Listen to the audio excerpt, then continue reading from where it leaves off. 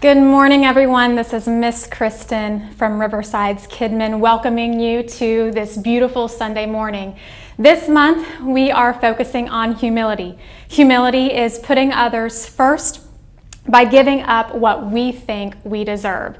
And that is so important because, as we will learn in today's story, that is what Jesus did. So let's worship and let's see what our storyteller has for us today.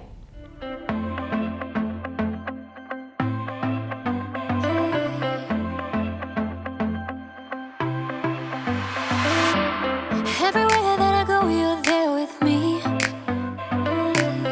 Even in the night when I cannot see, I know you're by my side and I will be just fine. Oh God, you're always good to me.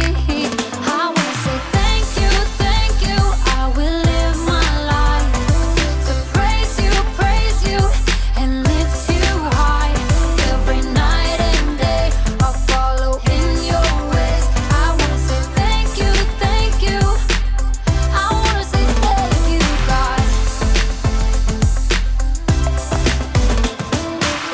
Every breath that I take, you give to me.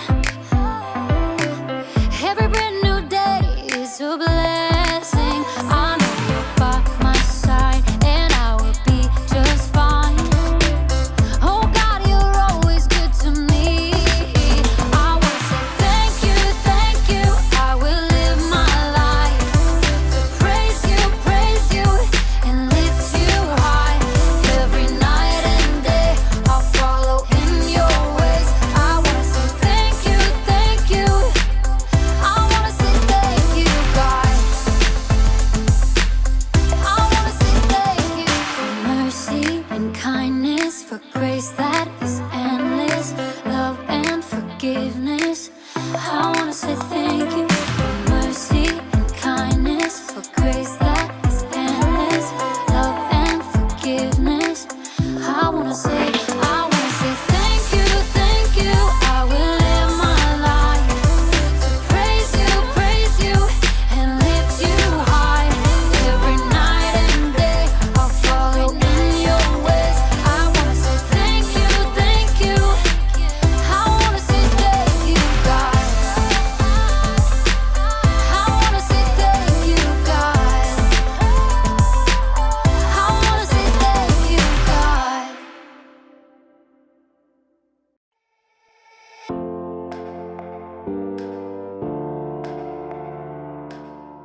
Hey everybody!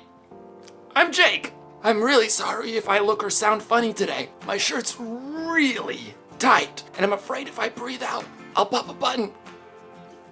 I gotta breathe! Today, I'm gonna talk to you about humility. Humility is putting others first by giving up what you think you deserve. One of the ways I like to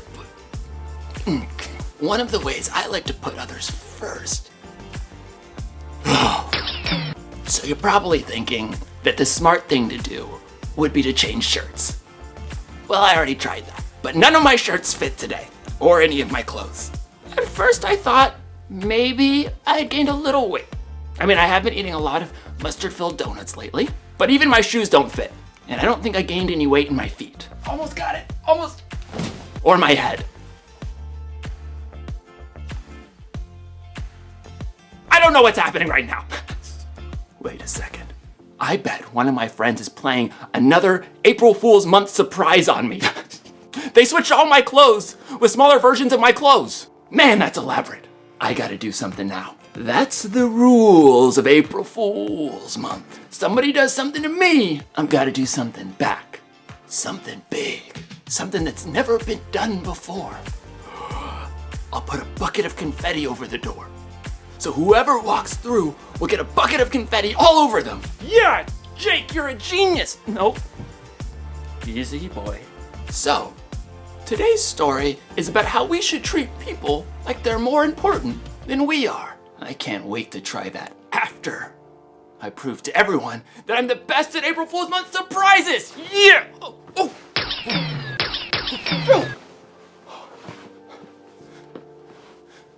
How many buttons does this thing have? The Bible. It's 66 books of history, stories, letters, and poetry that fit together to form God's one big story. The epic adventure of how He created us and loves us so much that He made a way to rescue us. As we travel through the Bible, from Genesis to Revelation, we discover people who met God and found their lives changed forever. And now for an amazing story, inspired by the book of Philippians, chapter 2, verses 3 through 8. Jesus' life and death and resurrection changed the way everything works. It changed how we view others and how we treat them. One of Jesus' followers, a man named Paul, wrote about it in a letter to believers in Philippi. Don't do anything only to get ahead. Instead, be humble. Value others more than yourselves. As you deal with one another, you should think and act as Jesus did. Jesus was equal with God, but Jesus didn't take advantage of that fact. Instead, He made Himself nothing. He did this by taking on the nature of a servant. He appeared as a man. He was humble and obeyed God completely. He did this even though it led to His death. Let's imagine how this truth might play out today. Angus McCrane had been up since 5:30 a.m. for his job as a school bus driver. After 3 morning routes, he skipped lunch to clean out throw up and a spilled soda from the back of his bus. Yuck. Then there were 3 afternoon routes and a whole stack of paperwork waiting for him at the bus garage at the end of the day. So by the time Angus got home, he was starving. He couldn't wait to dig into this delicious ribeye he'd picked up. Gonna fire up that grill right away. While the grill heated, Angus prepared a baked potato and sautéed green beans. A little salt, a little lemon. Doo-doo-doo. Then he seared the steak to perfection and slid it on his plate alongside the fluffy baked potato and crisp green beans. Ooh. Thank you, Lord Jesus, for this food. Amen. Angus sliced off a corner of the sizzling steak and skewered it with his fork. But before he could take a bite, Oh, for goodness sake. with a regretful glance at his steak, Angus headed over to his front door and opened it.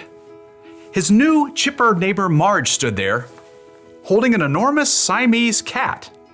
Hello, Marge. I am so sorry to barge in, but I just found out about a super last-minute work trip, and I don't have anyone to watch Boris while I'm gone. Angus just stared at the cat, and the cat stared back, smugly, as if he knew Angus hated cats. Well, I gotta tell you, I've never been around cats much. Oh, that's no problem. I've got everything you need right here. Angus looked past Marge to see several bags and boxes, plus an entire carpeted climbing tree. So, could you do it? Angus glanced sadly at his quickly cooling steak, but he could see Marge was a little desperate. Well, okay. It took Marge nearly 10 minutes to explain every little detail of Boris the cat's care. Finally, Angus was alone again with his steak. And Boris. Yeah, better keep those fuzzy paws away from my dinner, you hear me? But before Angus could take a bite, What on earth? Angus jumped up and hurried over to the side window. He could see exactly what had happened. That boy. Zachary Kircher was the kid who lived next door. He loved sports but didn't have good aim. He'd already dented Angus's car with a baseball and destroyed a patch of petunias playing soccer, and this time it was a rogue football that had hit the window. At least didn't break the glass. Angus saw Zachary scrambling to recover the football and make his escape, but as he tried to hop the fence, he stumbled. Serves him right. When Zachary got up, Angus could clearly see that he'd badly gashed his knee. Angus sighed, thought mournfully about his steak, and opened the window. Zachary! Sorry, Mr. McCrane. I'm leaving. No, just hold on a minute. We gotta clean up that knee. So Angus grabbed his handy-dandy first aid kit and headed outside. It took another 10 minutes to clean out all the dirt from Zachary's scrape and get it all bandaged up, and finally, Angus sat down to dinner again for the third time. his steak was barely warm. I am so hungry I could eat the entire cow. But before he could take a bite. That don't sound good.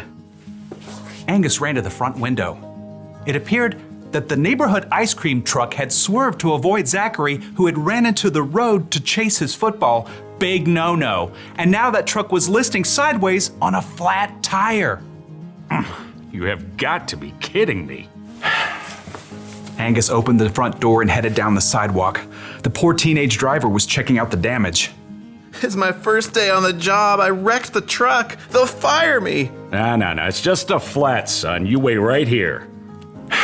With a deep sigh, Angus headed back to his garage, grabbed his handy-dandy toolkit, and showed the young driver how to remove the flat tire and replace it with a spare. Thanks.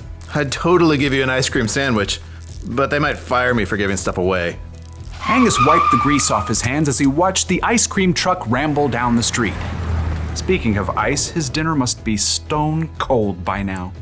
Excuse me? Angus jumped a mile to see Marge standing behind him. She was wearing oven mitts and holding a hot apple pie.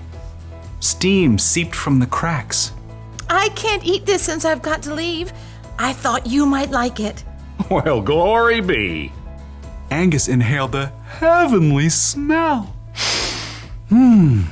First I interrupt your dinner, then you help that kid next door, and now changing a flat? You sure put others first. I don't generally feel like doing it, but thank you. Angus happily accepted the apple pie. This time he would be putting dessert first while his dinner reheated in the oven. Now, it would have been a lot easier for Angus to just eat dinner and ignore the people around him who needed help, but little by little, God was helping him serve others, just like Jesus did.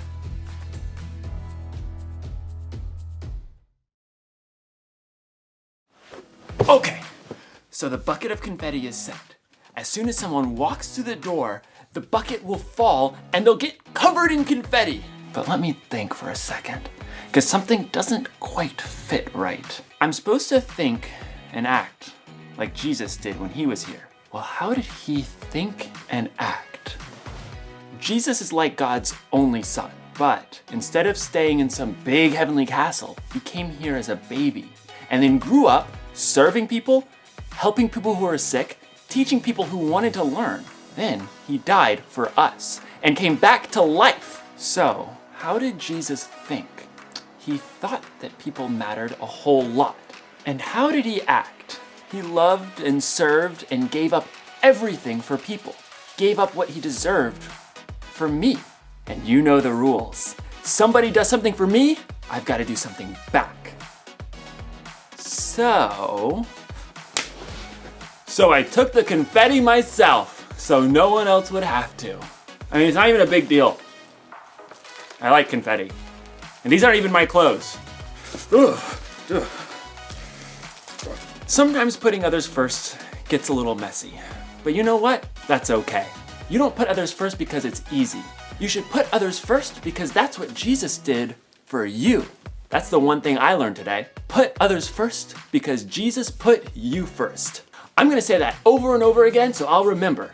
Put others first because Jesus put you first. Put others first because Jesus put you first. Love others because Jesus loved others. Like your family, your friends, your brothers, your sisters, your mother, your gardener. Put others first because Jesus put you first. Man, I feel like brand new.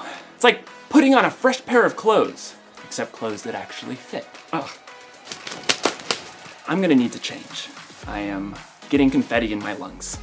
See you next time!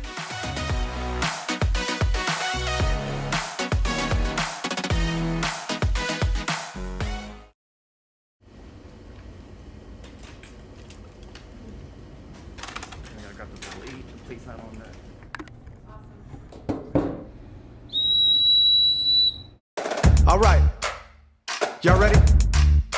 Here we go. I think it's time to change my mind from only thinking me, myself, and I, laying down my pride. Gonna put somebody else at number one this time. Don't wanna be in a world where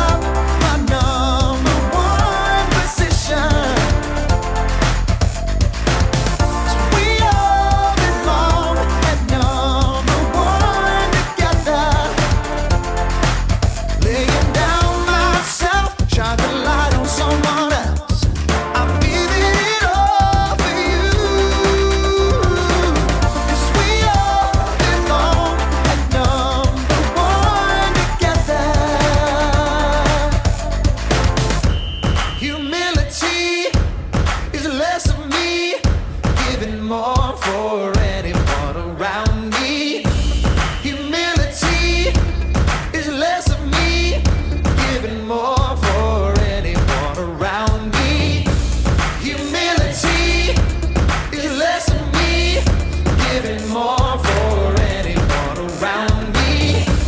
Humility is less of me, giving more for anyone around me. I'm giving up my number one position. So we all belong at number one together. Laying down myself, shine the light on someone else. I'm giving it all for you. 'Cause we all belong at number one together. 'Cause we all belong at number one together. Isn't it amazing that Jesus cares for us so much more than he cared for himself? I mean, he sent himself to die for you and me. And this is our bottom line for the week. We should put others first because Jesus put us first. And that's what our verse tells us to do. This week we are in Philippians 2, verse 3, which tells us, do not do anything only to get ahead. Do not do anything because you are proud. But in everything, be humble, valuing others more than yourselves. All right, guys, we miss you so much. Thank you for joining us this morning. We will see you again soon.